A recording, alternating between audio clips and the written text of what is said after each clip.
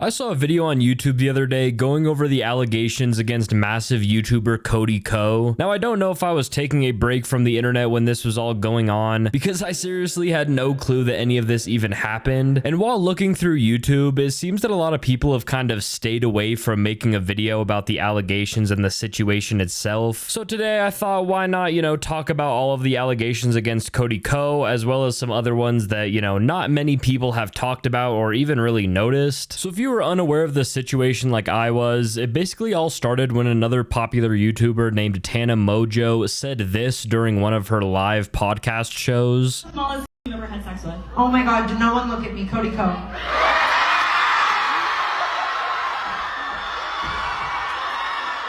Delete the videos.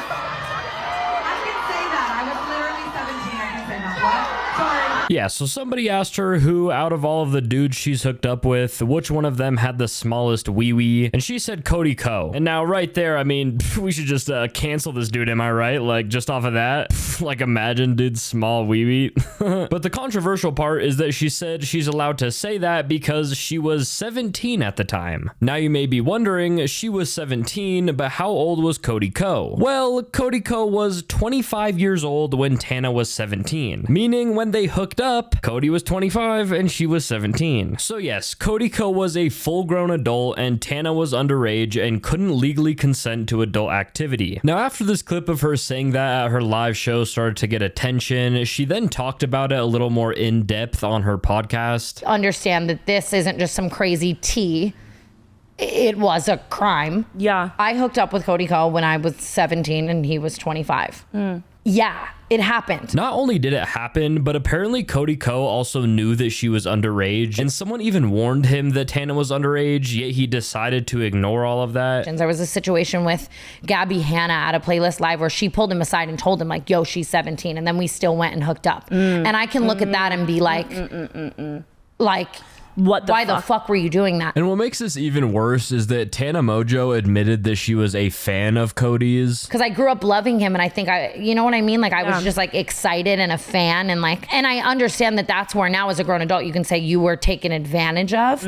But like, I don't feel any of those emotions towards it. So that's why it's like, it's much easier to be like, go crucify someone when you feel those emotions. Of course. And I mean, whether or not you feel like that now, and I mean, at the time too, even though you felt way more mature than you act, than your age, you were 17, like, even though you felt grown and everything, like, and you didn't, at that time, it's like, you don't really know what you're doing, and like, you don't really think it's wrong. But again, it's like, he was 25. He should have fucking known better. Yeah. Like, and that's like, I think where I settle on that. Yeah, it's honestly pretty disgusting that first off, Cody was 25 and she was 17. And second off, Cody was warned before they even hooked up that she was underage, and he probably knew that she was a huge fan of his. It wasn't just like he met a random girl and hooked up with her not knowing her age. This was someone who had a prominent social media presence, was a fan of his, was under 18, and yet he still decided to pursue her. And being completely honest, he probably knew her age before someone pulled him aside and was like, hey, she's 17, because they had collaborated in a few videos before this situation even happened. So I'm like, there's no way that he didn't know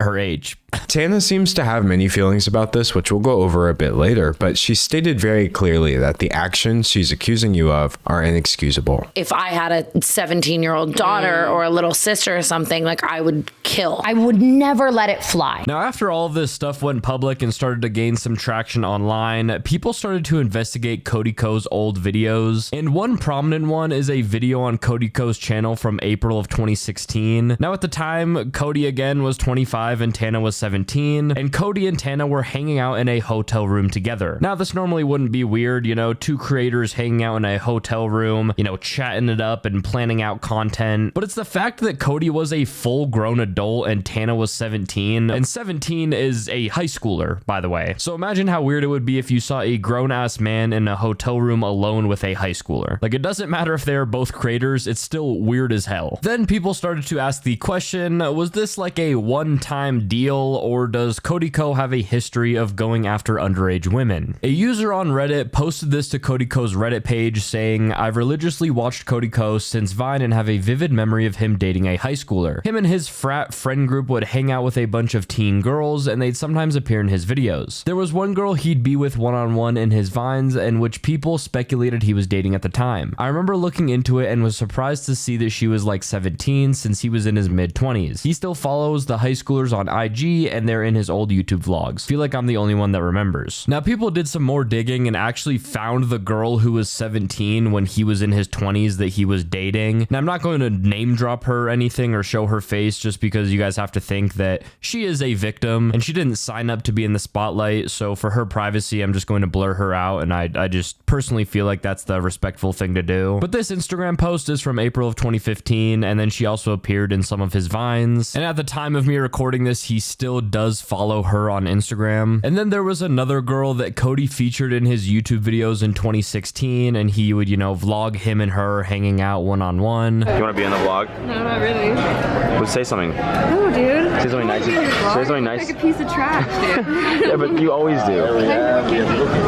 I thought you were Say something. the big table. No, I'm dead ass serious. Say one thing nice about me. I was like, why can't anyone think of anything when I say that?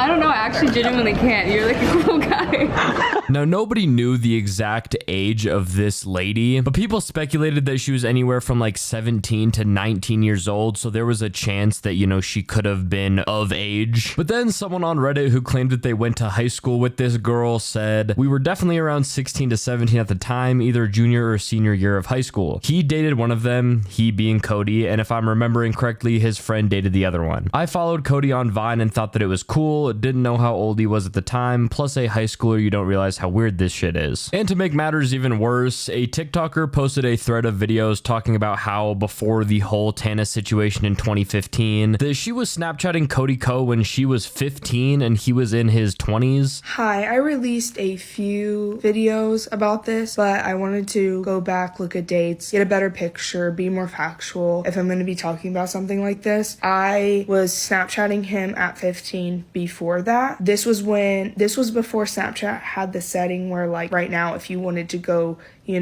add a content creator or a celebrity, it's going to automatically have you follow them. This was before that, so they either added you or they didn't. And I was with my friend. I remember this night, we're watching his videos because I was a fan of his, like, during Vine. So we're both sitting together, we're watching his videos, laughing, and I'm like, why not I try adding him? Let's just see, like, on Snapchat. And I remember it wasn't long after he added me back. And I don't exactly remember what I said because that was like 11 years ago. I do remember Snapchatting him back and forth on a few occasions, like over a series of months. He was kind of an F-boy. Like, if I didn't put a lot of effort into trying to grab his attention, like, if I just said hey, he would open it and, like, not respond. So yeah, I remember during this time there was this joke, and this was like showing this is the, like, start of his YouTube career, like, really popping off. Like, this was the beginning. There was a joke that if you heard, like, a siren going off, like fire truck or ambulance, you would be like, yo, Cody Ko just dropped his mixtape or something. And I remember I filmed that with a friend and sent that to him. I don't remember anything super creepy, but also I was 15. I liked him. I thought he was older, hot, funny, and what I find now creepy as a 26-year-old, I didn't find creepy then because I was a minor. But I just don't see as, like, me being my age now, 26, I wouldn't want to talk to a 15-year-old over a series of months like that. Like, it just doesn't look good, Cody. Like, it really doesn't. Now, this right here is just flat out crazy. I mean, Snapchatting a 15-year-old over and over again for a series of months is just wild, especially when you are a 20-some-year-old man. And I would bet that she wasn't the only underage girl that he was Snapchatting consistently. My friend that was with me when he added me that night, she was like, oh my gosh, let me try. Like, I'm gonna see if he adds me. Added her back in seconds. And then, like, I know me and him talked longer. I don't know if she got a response from him, but, like, he opened hers. So this boy was steady on Snapchat, like, looking at, like, what you looked like and stuff. And then he'd, like, decide if he's gonna respond. And, like, he definitely knew my age. So yeah, that's just a little side comment. So I think from all of these stories and just some of the, evidence that we have heard, I think that we can all say that Cody Ko is a certified weirdo. And I think weirdo is a nice way to put it. I mean, he committed a literal crime with Tana, but oh boy, does it get much worse. So people started to investigate Cody Ko's friend group, and they landed on one of his friends named Colby Leachman. So Colby Leachman and Cody Ko have been longtime friends and were even fraternity brothers back in college. Well, Colby Leachman had been accused of SA and non-consensual recording. Now, Colby Leachman was not criminally charged for the SA, but he did get in trouble for the non-consensual recording. But after the allegations and the lawsuit and, all that stuff, Cody kept ties with Colby, and Colby was even a part of Cody's wedding. So yeah, a lot of people saw this and were just like, whoa, that's pretty gross. I mean, sticking around a guy that has been accused of heinous things, I mean, especially with Cody's past, like, it's just not a great look for Cody. And a really wild part of this situation is how Cody Ko responded, or I guess the lack of response is a better way to put it. So Cody never officially responded to the allegations or accusations. TMG Studios, which is a podcast network and production studio that was created by Cody Ko and his friend Noel Miller, put out a statement that was like buried in their website. Click members. So here's the front page. Reality. So you click members only. So click that and then click feed. And there it is. There's the statement. Oh my god. So, okay, continue. So you'd really have to be hunting for this. Dude, this is so fucking lame. Thank you. Now, the statement is pretty vague, but it does say that we wanted to let you know that Cody will not be involved in the day-to-day operations at TMG Studios, and that Noel will continue to lead the team, blah, blah, blah. Pretty weird statement. Didn't really address any of the rumors or allegations or anything like that. It has a little bit of an element of downplaying what has happened to, which makes this extremely bad, in my opinion. It's very much like, it's been a tough week for you guys. You guys are the best. We're gonna deal, there's no acknowledgement. Right. Want to let you know that Cody will not be involved in the day-to-day operations at TMG Studios. Oh. Say what? So he's still there. He's still involved. App 100% still owns it and will be profiting yeah. from them. He just gets to chill now. Yeah, now he's on vacay. Did you ever get suspended from school and they send you home for the day and you're like, this is great? It's like that. And then another thing that people were pointing out is that this whole statement is signed Cody and Noel, they wrote it, but everything is in the third person. We wanted to let you know that Cody will not be involved in the day-to-day operations, but it's signed Cody. So a lot of people are just saying that this is just something that their lawyers just wrote up real quick. Yeah, and even Noel will continue to lead the team. Everything is written in the third person, but it's signed them to. So if they actually wrote it, wouldn't they go in the first person? I don't know. Just really bad response or statement, I guess, that just downplayed pretty much the whole situation and didn't talk about any of the accusations or allegations. Was literally just hey, Noel will continue TMG Studios and Cody will just be on the back burner.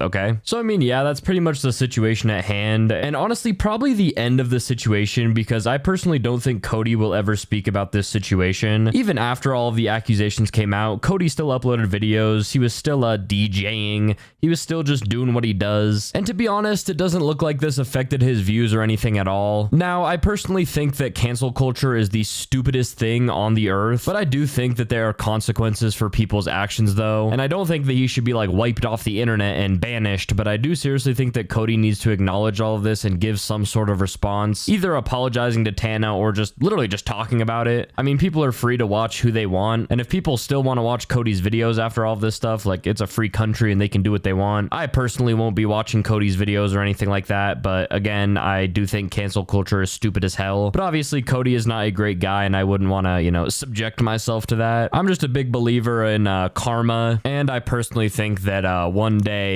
he'll receive the consequences. But yeah, guys, that is today's video. If you guys did enjoy, please be sure to leave a like and subscribe with post notifications on. And without further ado, I hope you guys have an amazing rest of your day. I will see you guys in the next video. Peace out.